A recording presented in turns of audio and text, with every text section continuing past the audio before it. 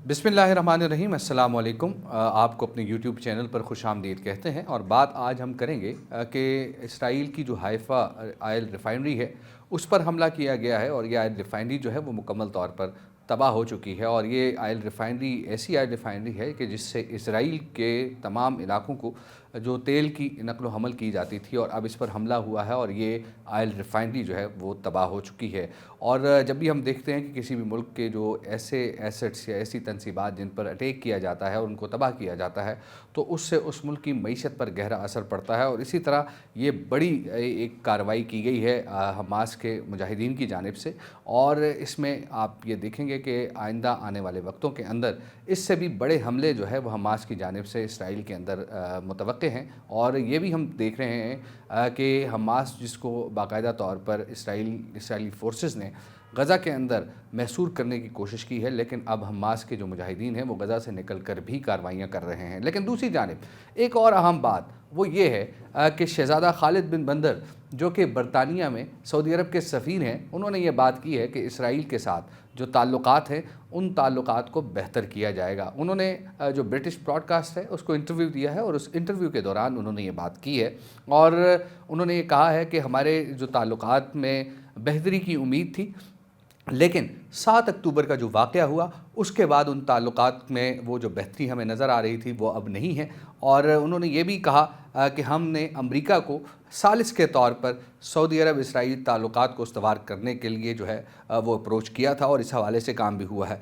लेकिन जो शहज़ादा खालिद बिन बंदर हैं, उन्होंने ये कहा है कि उनका मुल्क गज़ा की जंग के बाद इसराइल के साथ ताल्लुकात कायम करने में दिलचस्पी रखता है, ताहम इस ज़िम्न में किसी भी मुमकिना मुआहदे के नतीजे में फ़लस्तीनी रियासत की तश्कील होनी चाहिए। अब ये ऐसी बात है कि फ़लस्तीनी रियासत की तश्कील की बात हो रही है, लेकिन दूसरी जानिब अगर हम देखें तो इसराइल और इसराइली वो फ़लस्तीन पर गैर कानूनी तौर पर काबिज़ हैं। पहल तो उनका जो फ़लस्तीन के अंदर या फ़लस्तीन के किसी भी इलाके के अंदर उनका अमल दखल नहीं होना चाहिए, लेकिन जो इलाके उन्होंने कब्ज़ा किए हैं उन इलाकों से भी उनकी बेदखली जो है वो लाजिम है। अब हम देख रहे हैं कि इसराइली आबादकारों को वहाँ आबाद किया गया इसराइली फ़ोर्सेस की जानिब से ताकत के ज़ोर पर, और उन इलाकों पर इसराइल की जानिब से कब्ज़ा किया गया। अब इसराइल की जो नज़र है वो गज़ा पर है, और गज़ा के जो महसूर मज़लूम मासूम निहत्ते अवाम हैं उन पर आग व खून की बारिश की जा रही है, उन पर हवाई जहाज़ों के ज़रिए जो है वो बॉम्बिंग की जा रही है। और ये ऐसे इक़दामात हैं कि जिनकी हौसला अफजाई नहीं की जा सकती। दूसरी जंग अज़ीम के बाद, या फिर हमें जो ईरान इराक़ जंग है या कुवैत इराक़ जंग है उसके बाद ये हमें पहली दफ़ा देखने को मिल रहा है कि बड़े पैमाने पर जंगी कार्रवाइयाँ हो रही हैं जिसमें जंगी जहाज़ इस्तेमाल हो रहे हैं। और ये ऐसे वाक़यात हैं कि जिससे मासूम शहरी जो है वो मुतासिर हो रहे हैं। और अब तक हम ये देख रहे हैं कि तकरीबन ये तादाद हज़ारों में चली गई है जो इस बॉम्बिंग के नतीजे में और इन हवाई हमलों के नतीजे में शहीद शुहदा की, और इसके साथ साथ जो ज़ख्मियों की तादाद है वो भी बढ़ चुकी है। ये सबसे बड़ा एक अलमिया है कि उम्मत मुस्लिमा इस पर खामोश है, और दूसरी जानिब जो सऊदी अरब है वो अपने ताल्लुकात की पींगें जो है वो बढ़ाने की कोशिश कर रहा है इसराइल के साथ। लेकिन अगर जो 1947 वाली पोजीशन है उस पोजीशन पर इसराइल जाता है तो इसराइल के साथ ताल्लुकात उस्तवार किए जा सकते हैं। लेकिन अगर उसके बाद जिस तरह उसने जो है वो कब्ज़ा किया, गैर कानूनी तौर पर वो काबिज़ हुआ फ़लस्तीनी इलाकों पर, और इसी तरह जो ओमान के इलाके हैं वहाँ पर वो काबिज़ हुआ, अगर वो उस सूरत हाल पर नहीं जाता तो डेफ़िनेटली इसराइल के साथ किसी भी मुस्लिम मुल्क को अपने ताल्लुकात उस्तवार नहीं करने चाहिए, और इसराइल का और इसराइली मसनूआत का मुकम्मल तौर पर बाइकाट करना चाहिए। लेकिन जो सऊदी अरब है, कल भी हमने ये वीडियो की थी कि क़यामत की निशानियों में से एक निशानी है, वो निशानी ये है कि जो अरब है उनका जो टिल्ट होगा, उनका जो झुकाव होगा वो गैर मुस्लिमों की तरफ होगा। और जिसकी एक ज़िंदा और जावेद मिसाल ये है कि सोशल मीडिया पर गर्दिश करती हुई वो तस्वीर मुत्तहिदा अरब इमारात में मंदिर के तामीर की आपने देखी होंगी। अब इसी तरह हम देख रहे हैं कि सऊदी अरब और जो अरब ममालिक के लोग हैं वो उन मुल्कों के साथ अपने ताल्लुकात को मज़ीद उस्तवार करना चाहते हैं, जैसा कि भारत है, जैसा कि इसराइल है। इन मुल्कों के साथ जो मुसलमानों के जिनके हाथ जो है वो मुसलमानों के खून से रंगे हुए हैं। अब ज़ोर और ज़बरदस्ती की बात नहीं है, लेकिन मसला ये है कि उम्मत मुस्लिमा या OIC इकनॉमिक जो हमारी जो इस्लामी ताउन तंजीम है, इनकी ये बुनियादी ज़िम्मेदारी बनती है कि ये बाकायदा तौर पर तमाम मुस्लिम ममालिक को बाउंड करें کہ وہ کسی بھی طور اسرائیل کے ساتھ کسی بھی قسم کی معاشی معاشرتی تعلقات جو ہے وہ نہ رکھیں. لیکن اگر سعودی عرب اس ضمن میں پہل کرتا ہے، کیونکہ سعودی عرب قبلہ و کعبہ ہے مسلمانوں کا، تو پھر اس کے بعد نتائج یکسر مختلف ہوں گے، اور اس کے بعد دیگر جو اسلامی ممالک ہیں وہ بھی اسرائیل کو نہ صرف تسلیم کریں گے بلکہ اس کے ساتھ ساتھ اسرائیل کے ساتھ اپنے تعلقات کو استوار کریں گے. بات وہیں پہ ختم ہوتی ہے کہ 1947 کا جو اسرائیل ہے، اگر اسرائیل اس تک محدود رہتا ہے تو پھر تو ہم بات کر سکتے ہیں کہ فلسطین کے لوگ اور فلسطین کے لوگوں کو جو ہے وہ آزادی ملنی چاہیے، اور پورا فلسطین جو کہ 1947 میں تھا اس تک جو ہے وہ ان کی پہنچ ہونی چاہیے. اور اب ہم یہ دیکھ رہے ہیں کہ مزید اسرائیل جو ہے وہ جو غزہ جو اس سے بچا ہوا تھا اس پر بھی قبضہ کرنے کے لیے وہاں بمباری کر رہا ہے. غزہ کی جو 23 لاکھ کی آبادی ہے اس میں سے 90% لوگ جو ہے وہ بے گھر ہو چکے ہیں. یہ سب سے بڑا مسئلہ ہے، بڑا معاملہ ہے. عالمی انسانی حقوق کی خلاف ورزیاں ہو رہی ہیں، اور اقوام متحدہ جو ہے وہ اس پر چپ سادے بیٹھی ہے. اقوام متحدہ کی یہ ذمہ داری بنتی ہے کہ وہ فلسطین کے عوام اور جو فلسطین کے دیگر جو تعلق رکھنے والے لوگ ہیں، سٹیک ہولڈرز ہیں، ان کے حوالے سے سوچے.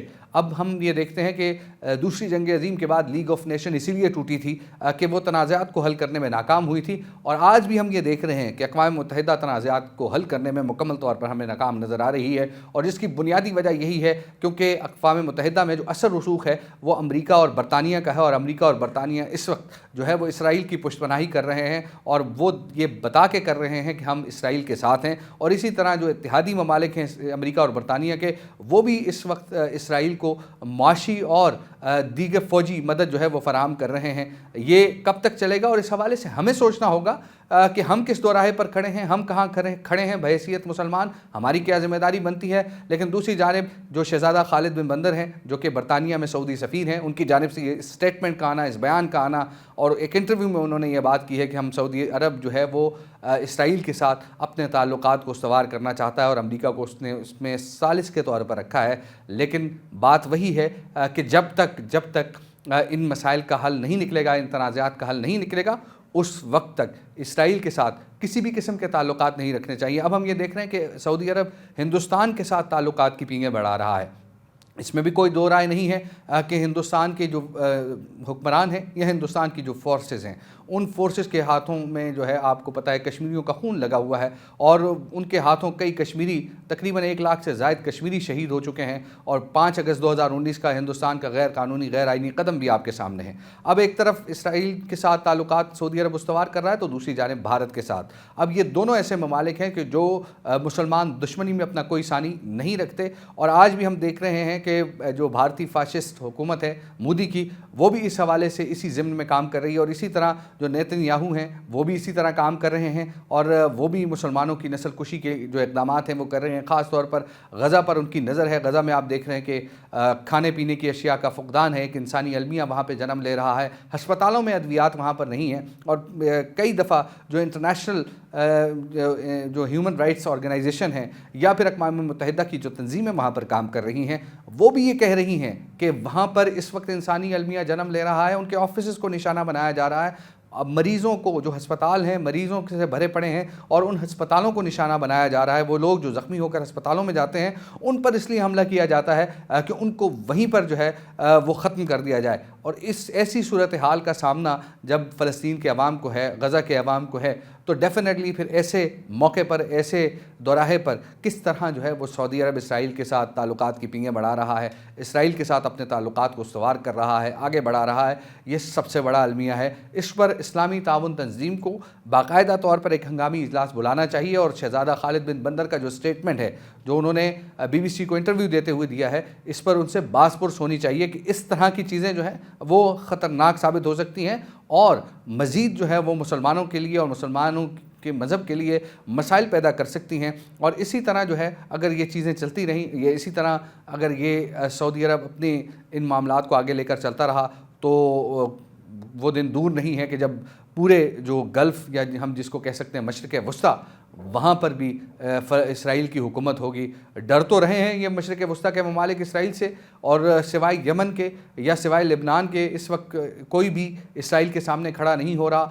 یمن جو ہے وہ کوشش کر رہا ہے کہ کسی طرح جو امریکی فورسز بحر احمر میں موجود ہیں ان کو انگیج کیا جائے، اور اسی طرح ہم دیکھ رہے ہیں کہ جو روس اور چین ہیں وہ بھی بار بار امریکہ اور برطانیہ کو خبردار کر رہے ہیں کہ کسی قسم کا ایسا کوئی ایڈونچر کیا گیا تو ہم بھی پیچھے نہیں رہیں گے۔ یہ بھی ایک بڑا اہم نقطہ ہے۔ تیسری عالمی جنگ کے چھڑنے کا بھی جو ہے وہ خدشہ ضرور ہے اس مشرق وسطیٰ کے بحران کی وجہ سے، کیونکہ روس اور چین جو ہے وہ ایک طرف ہیں، امریکہ برطانیہ اور اس کے اتحادی جو ہیں وہ دوسری طرف ہیں۔ اب سوچنا یہ ہے کہ دنیا کو تیسری عالمی جنگ کی جانب جھونکنا ہے یا پھر تنازعات کو حل کرنا ہے، تو یہ اقوام متحدہ کی ذمہ داری بنتی ہے کہ ان تنازعات کو حل کرے۔ آپ کا بہت بہت شکریہ۔ اگلی ویڈیو میں دوبارہ حاضر ہوں گے، تب تک کے لیے اللہ نے حافظ۔